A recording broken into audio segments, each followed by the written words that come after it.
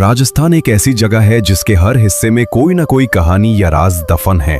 और आज की कहानी भी राजस्थान के एक ऐसे ही रहस्यमय किले की है जिसकी कहानी कहां से शुरू होती है और कहां खत्म होती है किसी को नहीं पता। आज की कहानी है भानगढ़ की, जिसको लेकर तमाम किस्से और कहानियां हैं। और जब भी भारत की सबसे भूतिया और श्रापित जगह का जिक्र होता है तो इस किले का नाम सबसे पहले लिया जाता है। दिल्ली से लगभग 235 किलोमीटर दूर राजस्थान के अलवर जिले में तीन तरफ से अरावली की पहाड़ियों के बीच में एक किला बना हुआ है जिसका नाम है भानगढ़। भानगढ़ के किले को साल 1573 में आमेर के राजा भगवंत दास ने अपने छोटे बेटे माधव सिंह के लिए बनवाया था। जब ये किला बनकर तैयार हुआ तो ये बहुत ही आबाद और खुशहाल हुआ करता था और उस वक्त भानगढ़ में 9000 से भी ज्यादा लोग रहते थे। मगर फिर अचानक ऐसा क्या हुआ कि एक हंसता खेलता शहर खंडहर में बदल गया और आज लोगों के बीच भानगढ़ के लिए इतना खौफ है कि लोग वहां दिन में भी जाने से कतराते हैं। बकायदा भारतीय पुरातत्व विभाग, जो कि इसके रखरखाव का काम करती है, भारतीय पुरातत्व विभाग एक बोर्ड पर यह साफ लिखवाया है कि सूरज निकलने से पहले और सूरज डूबने के बाद किसी भी इंसान का इस किले में जाना सख्त मना है। यानी कि आप दिन के उजाले में भानगढ़ के किले में जा सकते हैं, पर अंधेरा होने से पहले ही आपको वहां से बाहर आना होगा। इस किले के खंडहर भूतिया होने के पीछे की वजह वैसे तो आज भी किसी को साफ साफ नहीं पता, मगर इसके बारे में कई कहानियां प्रचलित हैं। उन कहानियों में दो ऐसी कहानी हैं जिन पर लोग सबसे ज्यादा भरोसा करते हैं और सुनते सुनाते हैं। इनमें से पहली कहानी गुरु बालूनाथ से जुड़ी हुई है। कहते हैं कि जब आमेर के राजा भगवंत दास भानगढ़ के किले को बनवा रहे थे तो वहीं कुछ दूरी पर गुरु बालूनाथ नामक एक तपस्वी रहते थे। जब उन्हें पता चला कि आमेर के राजा यहाँ पर एक भव्य किला बनवा रहे हैं तो उन्होंने राजा भगवंत दास के पास एक पैगाम भिजवाया और उन्हें अपने पास बुलवाया। जब राजा भगवंत दास गुरु बालूनाथ के पास पहुंचे तो उन्होंने राजा से कहा, आप इस किले को बनवा रहे हैं, उससे मुझे कोई आपत्ति नहीं है, मगर एक बात का ध्यान रखना कि इस किले की ऊंचाई इतनी मत कर देना कि उसकी परछाई दिन के किसी भी वक्त जहां मैं तपस्या करता हूं वहां तक पहुंचे और मुझे छुए।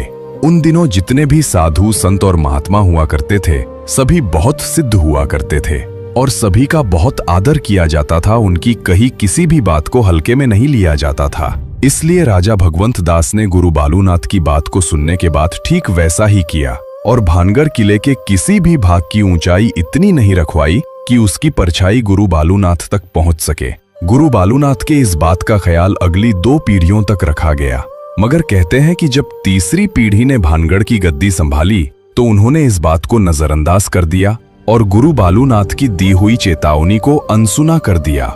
इसके बाद उन्होंने भानगढ़ के किले को और ऊंचा करवा दिया, जिसकी वजह से उस किले की परछाई गुरु बालूनाथ तक पहुंच गई। जब भानगढ़ किले की परछाई ने गुरु बालूनाथ को छुआ तो उन्हें बहुत गुस्सा आया और उसी वक्त उन्होंने भानगढ़ को श्राप दिया कि भानगढ़ तबाह हो जाएगा। कहते हैं कि गुरु बालूनाथ के इसी श्राप के बाद भानगढ़ पर मुसीबत टूटी और पूरा भानगढ़ तबाह हो गया। इसके अलावा यह भी कहा जाता है कि 1783 में जो चालीसा अकाल आया था, जिसमें मरने वालों का आंकड़ा करोड़ों में था, वो अकाल गुरु बालूनाथ के शाप की वजह से ही आया था, जिसने भानगढ़ समेत पूरे उत्तर भारत के करोड़ों लोगों को भूखा मरने पर मजबूर कर दिया। बाद में ऐसा नहीं है कि किसी और ने वहां बसने की कोशिश नहीं की। कई लोगों ने भानगढ़ में बसना चाहा और कई लोगों ने वहां नए मकान बनाने की कोशिश भी की, मगर कहते हैं कि जो भी वहां मकान बनाता है उसकी छत कभी नहीं टिकती और हमेशा गिर जाती है। लोगों का मानना है कि ये सब शापित होने की वजह से ही होता है। अब दूसरी कहानी जिस पर लोग सबसे ज्यादा विश्वास करते हैं वो कहानी एक राजकुमारी से जुड़ी है।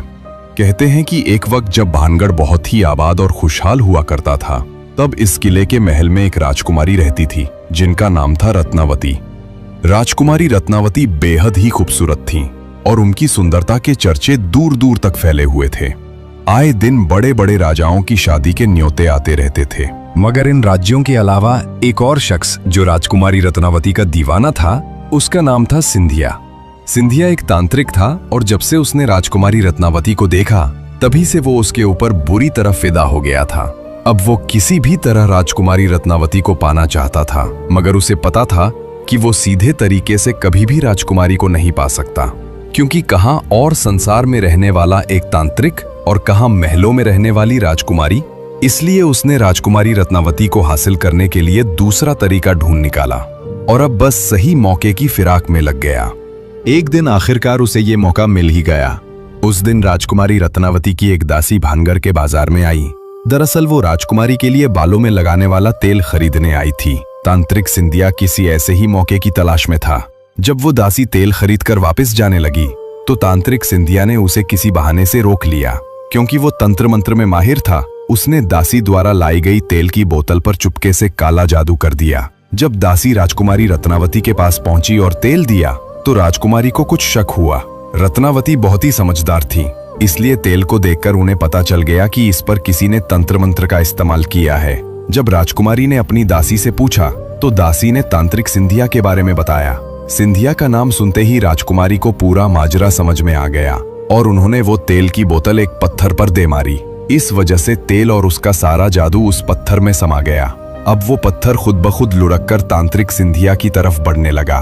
तांत्रिक ने देखा कि एक बड़ा पत्थर तेजी से उसकी तरफ बढ़ रहा है तो उसे सारी बात समझने में देर नहीं लगी। मगर इससे पहले कि वो कुछ करता, पत्थर उसकी छाती पर चढ़ गया। चूंकि वो पत्थर बहुत बड़ा था, अब तांत्रिक का जिंदा बच पाना नामुमकिन था। मरते मरते उसने एक श्राप दिया और कहा कि कुंवारी रत्नावती सहित भानगढ़ के सभी लोग मारे जाएंगे और उनकी आत्माएं ताउम्र भानगढ़ के किले में भटकती रहेंगी।